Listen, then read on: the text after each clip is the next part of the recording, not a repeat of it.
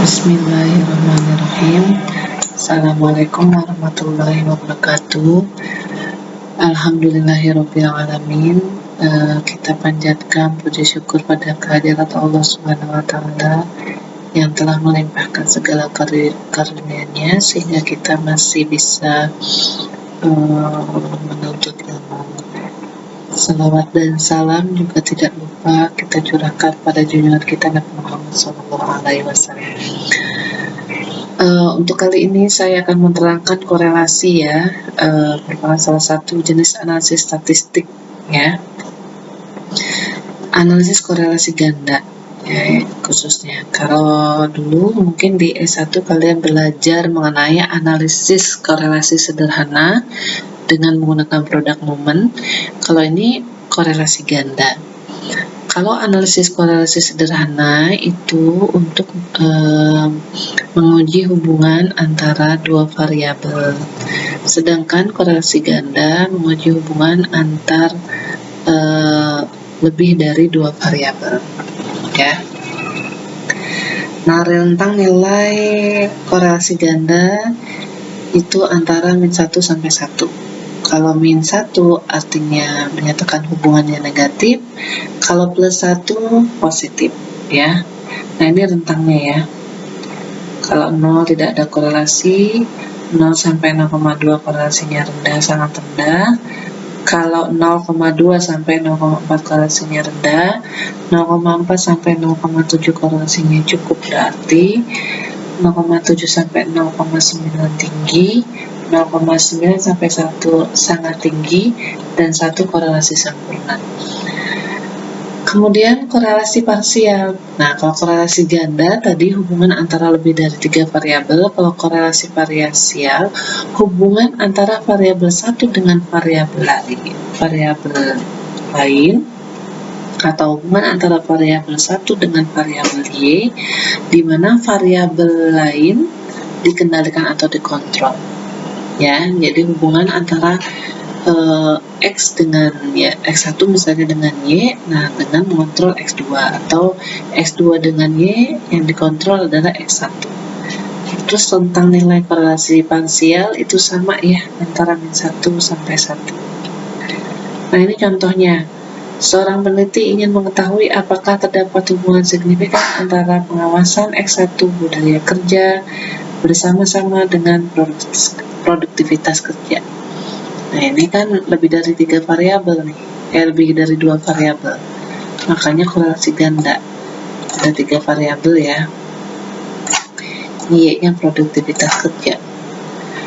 Nah, ini yang jadi batasan masalahnya, yakni kemudian rumusan masalah nih ada 5 ya.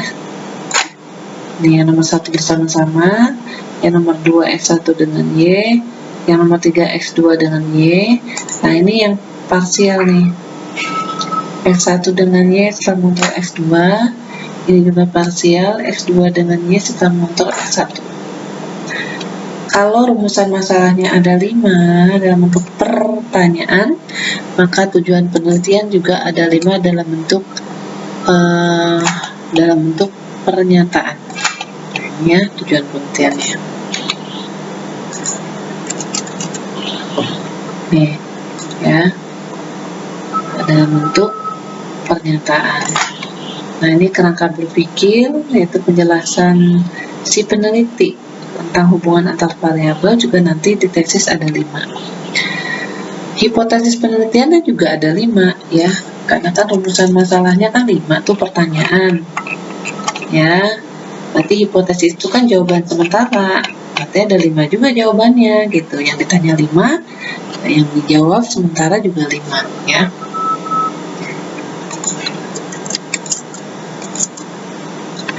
Tuh. Nah, ini contoh datanya. Ini variabel X1 pengawasan, X2B budaya kerja, ini produktivitas kerja. Ada 20 responden ya. Ini hipotesis 1 tadi ya. Nah, kalau dalam pengujian hipotesis ini nanti dikenal H0 dan H1. Kalau hipotesis si peneliti ada di H1, kalau H0 itu lawannya gitu ya. Nah, ini Ini berupa lambang H0 kan sama R-nya, ini tuh R besar, maksudnya korelasi gandanya sama dengan 0, berarti kan tidak terdapat hubungan. Kalau tidak sama dengan 0 berarti terdapat korelasi, terdapat hubungan gitu ya. Ini simbol. Hipotesis statistik adalah hipotesis yang hipotesis dalam bentuk simbol. Yang kedua, setelah dibuat hipotesisnya baik dalam bentuk pernyataan H0 H1 juga hipotesis statistiknya, kemudian buat tabel penolong ya. Ini data awal ya, data penelitian,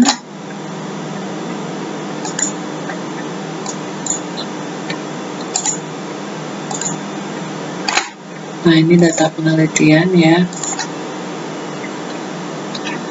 Nah ini kalau X1 kuadrat berarti ini dikuadratin, X2 kuadrat berarti ini dikuadratin, Y kuadrat berarti ini dikuadratin, X1 kali Y berarti X1 dikali Y, X2 kali Y berarti X2 kali Y, X1 X2 berarti X1 dikali X2.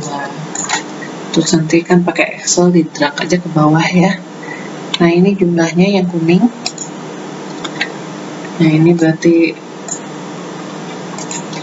1338, ini X jumlah X1, X2 ini Y jumlahnya, X1 kuadrat berarti ini, dan seterusnya ya. Nanti angka-angka yang kuning ini gitu ya, nanti dimasukkan ke sini, ke rumus ini. Baik itu korelasi sederhana antara X1 dengan X1 dengan Y, korelasi sederhana antara X2 dengan Y, dan korelasi sederhana X1 dengan Y. Nah ini ya,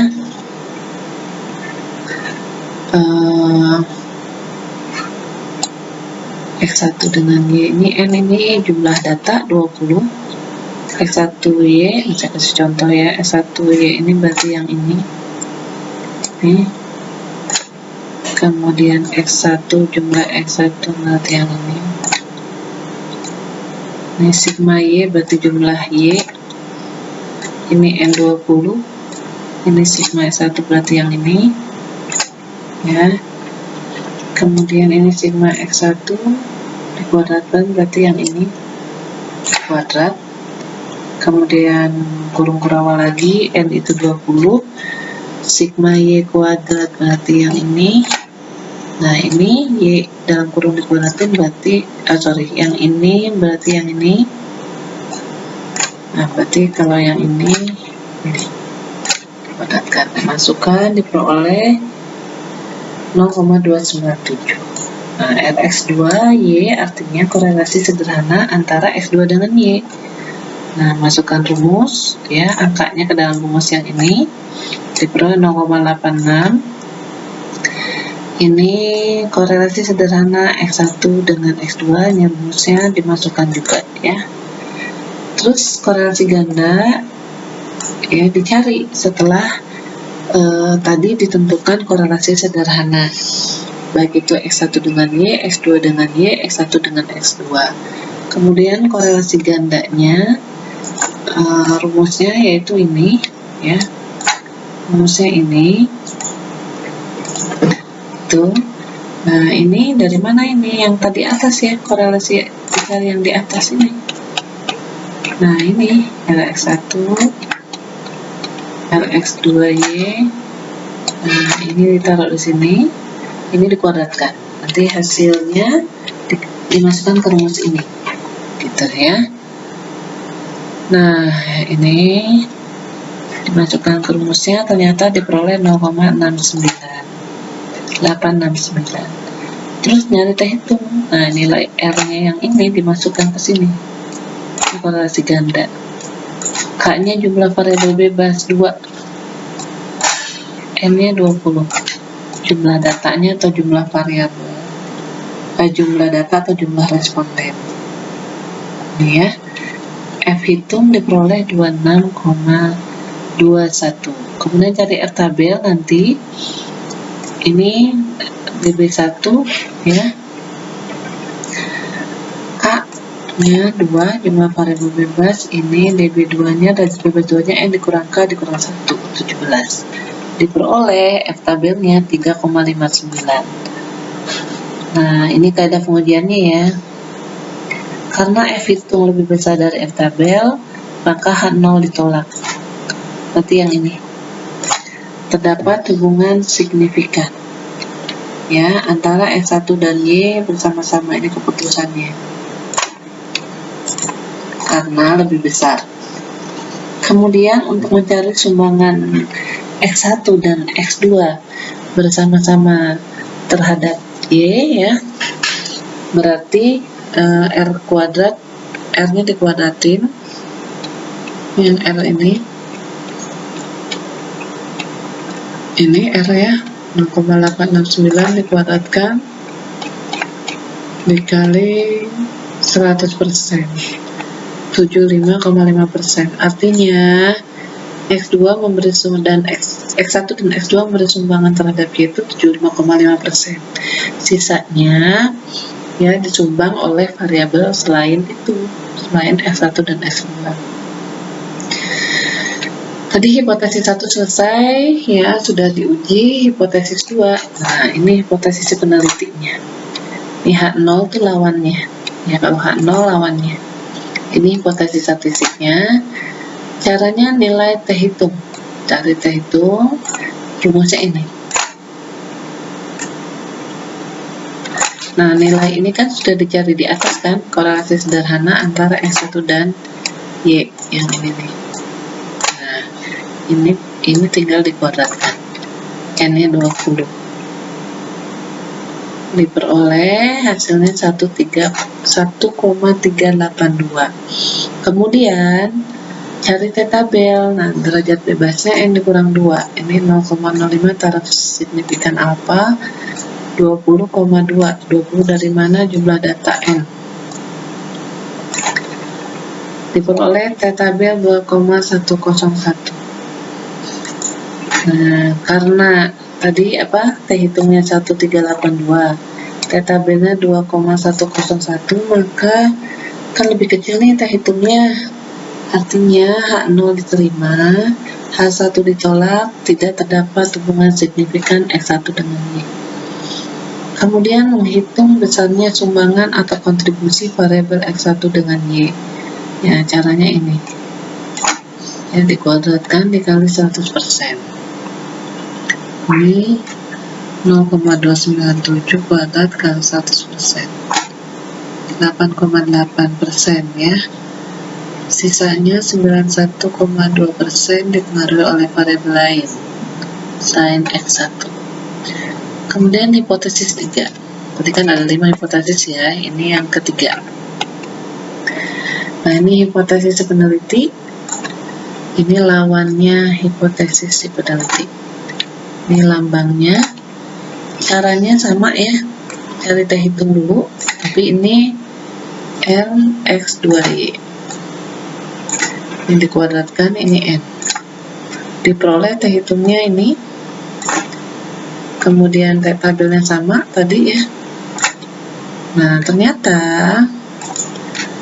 ya T hitungnya kan 14,43. T tabelnya 2,101. Nah ya, karena T hitungnya, nah ini ya, T hitungnya lebih besar dari T tabel, maka H0 ditolak, H1 diterima. Terdapat hubungan signifikan. Nah ini ya, antara X2 dengan Y. Nah, kemudian yang kelima, berapa sumbangan X2 terhadap Y? Ya dikaliin aja ini. Dikuadratin dulu dikali 100%. Ternyata 74,6%. Kemudian uji hipotesis 4. Ini hipotesis peneliti. Nah, ini parsial nih, udah mulai karena ada yang dikontrol. Kalau di sini yang dikontrol X2. Ya. Ini lawannya. Nah, lambangnya ini nih. Nih hubungan X1 dengan Y setelah mengontrol X2. Ya, setelah mengontrolnya setelah titik ya, lambangnya begitu. Nah, nilai pertama, langkah-langkahnya cari dulu nilai koefisien korelasi parsialnya. Ini rumusnya. Ya, ini masukin aja yang angka-angka di atas. Ya, hubungan X1Y, X2Y, X1, X2 ini dikuadratin. Diperoleh 0,180. Setelah itu cari T hitung. Tadi kan nilai korelasi parsial ya. Ini korelasi parsial, terus cari T hitung. Nah, masukin aja yang ininya. Nah, ini nih. Nah, ya, yang bawah dikuadratkan. Dikuadratkan. Tuh. N-nya 20, nah ini 3. Kalau yang di atas 2 ya, ini 3. 0,754. Nah, lalu nanti kan dibandingkan dengan T tabel, cari dulu T tabelnya. Derajat bebasnya ini K2 ya, jumlah variabel bebas dikurang 1 lagi, jadi 20 dikurang 3. Diperoleh T tabelnya 2,109. Nah, ini keputusannya karena lebih kecil T hitungnya, maka ya H0 diterima, H1 ditolak. Tidak terdapat hubungan signifikan antara X1 dengan Y setelah mengontrol X2. Nah, ini lalu uji hipotesis 5 terakhir ya. Yang ini hipotesis peneliti, ini lawannya, yang H0 lawannya. Nah, ini karena X2 dengan Y setelah mengontrol X1 ya. Nih, caranya sama, cari nilai koefisien korelasi parsial. Nah, ini 0,854. Kemudian cari T hitung. T hitungnya ini rumusnya ya, masukin aja yang ini ke sini. Ini dikuadratkan, kemudian hasilnya adalah 6,771 ya. Karena nah ini lebih besar T hitungnya ini, maka H0 ditolak, H1 diterima. Terdapat hubungan signifikan X2 dengan Y setelah mengontrol X1 ya. Alhamdulillahirrahmanirrahim. Demikian penjelasan saya mengenai korelasi ganda dan korelasi parsial. Assalamualaikum warahmatullahi wabarakatuh.